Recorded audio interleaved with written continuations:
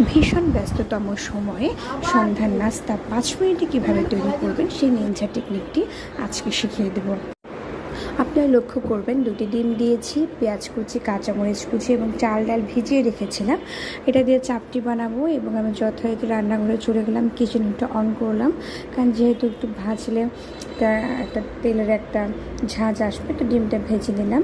সাথে চাল ডাল যে ভিজিয়েছিলাম এটার সাথে কাঁচামরিচ আর একটু আদা রসুন একসাথে মিক্সড করে ব্লেন্ডার করে নিলাম।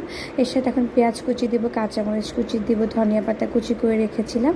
সব একবারে ভালো করে মিক্সড করে যখন ক্রিমি একটা টেক্সচার আসবে তখন সেটা আসলে চাপটি ভাজার উপক্রম হবে।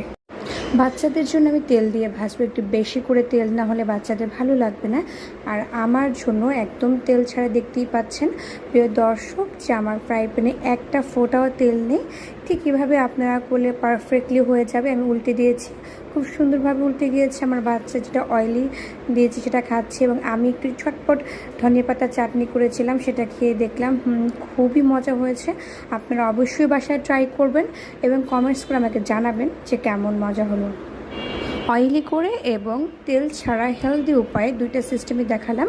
সাথে একটু পায়েস করেছিলাম দুধ দিয়ে। আমরা যারা বাঙালি শেষ পাতে মিষ্টি না হলে একদমই চলে না। এটা হচ্ছে পায়েসের টেক্সচার, দেখতেই পাচ্ছেন। এই তো 5 মিনিটের কম সময়ে সন্ধ্যার নাস্তাটা তৈরি হয়ে গেল।